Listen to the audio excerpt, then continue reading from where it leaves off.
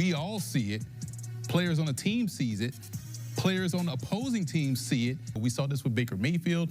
Oh, it doesn't fit my system. Well, your system has to be about the players that are in it. And we've seen him do this because the offense was completely different when Dylan Gabriel was out there. It was a lot of, short, quick passes to get the ball out of his hands, spread the formation. But I blame Stefanski for how he's handled this whole situation because it doesn't look very coach of the year leadership-like to me. What is going on, my Watty?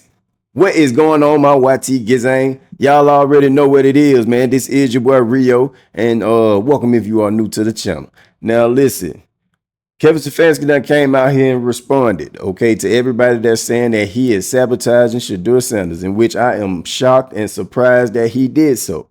But he did, and we're going to talk all about that today. But before we get into the video, make sure you guys like and subscribe to the channel. We're trying to hit 3.6. So if you guys can help me out with that, I'll gladly appreciate it. And make sure y'all get down in the comments too and let me know how y'all feeling about this whole situation. Now, like I said, Kevin Stefanski done came out here and just responded to everybody who got something to say about him sabotaging Shedeur Sanders. And I'm going to stop running my mouth. I'm going to go ahead and let y'all see what he said. Take a look. Oh, okay. All right. And then the other thing that I wanted to ask you is, can you address this sort of persistent narrative that that you're trying to sabotage Shedeur Sanders, especially after yesterday and not putting him in for the 2-minute? Yeah, obviously, I don't concern myself with outside type of things, but I'm committed to his development, just like all of our rookies. So we'll continue to focus on getting our guys better, and that's what we'll stay committed to, and that's what's important to me. And did you, I'm sure you kind of answered this last night, but why didn't you keep him in for the 2-minute, or why did you decide to take him out? Yeah, nothing more than decided to give Snoop some work at the end of the game. Kevin, I know I asked you yesterday about Shedeur coming up to you on the sidelines to ask if he could go back into the game for the 2-minute drive. But then in, kind of watching him in the aftermath of that, I saw, a lot of things on the sideline about him. He was very emotional. Some players had to console him, calm him, things like that. So my question is this a good teaching moment for you with him? I know you want players who are passionate, that would want to go in that situation, but do you also, I don't know, do you need him to maybe be a little bit more composed or have any kind of a different demeanor on the sideline in a situation like that? I think all of our guys, Mary Kay, as you know, are extremely competitive and want to be out there for every play. So I never want a player to be less competitive. So we want the best version of all of our players, and we need to learn from all these games, learn from every play. That's kind of what we're in the business of. Thank you. All right, we'll go back to Scott. Hey, Kevin, how was Aiden able to make such an impression on you guys? Now, if that is the case, and I'm going to ask y'all this, if that's the case, wouldn't Kevin Stefanski have put that man in that 2-minute drive? Wouldn't that been the best opportunity to help develop Shedeur Sanders in that moment? Okay, because at the end of the day, I really do feel like he is sabotaging. I'm sorry. I do. I feel like he's sabotaging. I don't know if it's him or the owner or whatever the case may be, because like I said before, I know he got somebody to answer to. So at that point in time, bro, you not putting Shedeur Sanders in that 2-minute drive, it definitely looked like you trying to sabotage him, because you had an opportunity to not only help him get better, but you could have helped redeemed himself in everybody else's eyes. You understand what I'm saying? But you didn't do so. Instead, you decided to put somebody else in who didn't play at all the whole entire game, and you just put him in for 2 minutes, only 2 minutes, and your excuse was you wanted to just see him get out there and see what he could do, or get in the game and whatever he said, bro. Come on, man. That's a bunch of BS to me. That's a whole bunch of BS to me. You're not trying to help develop Shedeur Sanders.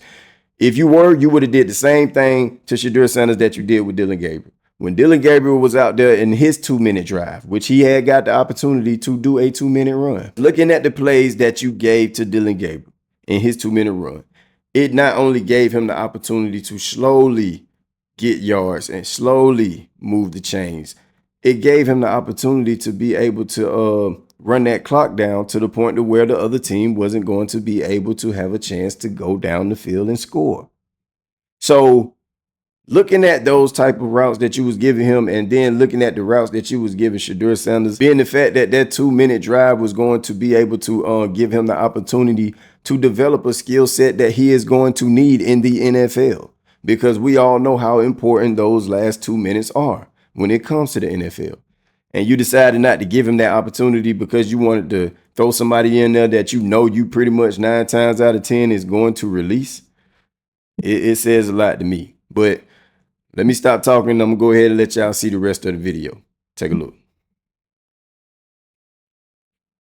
Hey, Kevin, how, from your perspective, how much did Dillon Gabriel grow from that first game last week to yesterday? Yeah, hard to say, Jeff, in that, you know, he did a nice job yesterday. There's plenty to clean up for our rookies and all of our players. So that's the fun part, again, like I mentioned, where we can work with these guys and, you know, build on the good stuff, help them clean up the stuff that they got to clean up.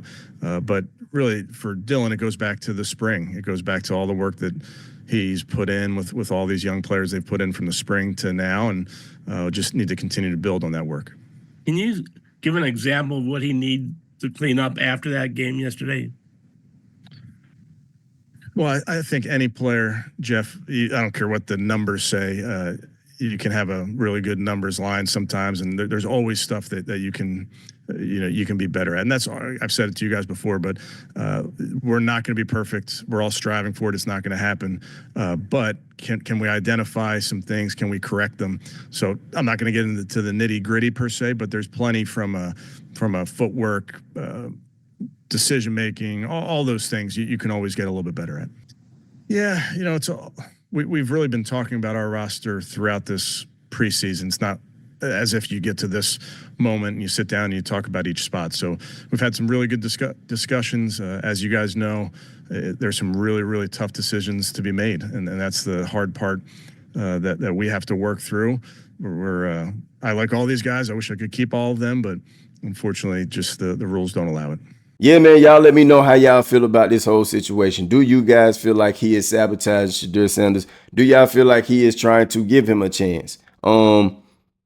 Yeah, that's all I got, man. But I got to get up out of here, man. Y'all drop them things down in the comment below. I love you guys. I'm going to get at y'all on the next one. Yeti.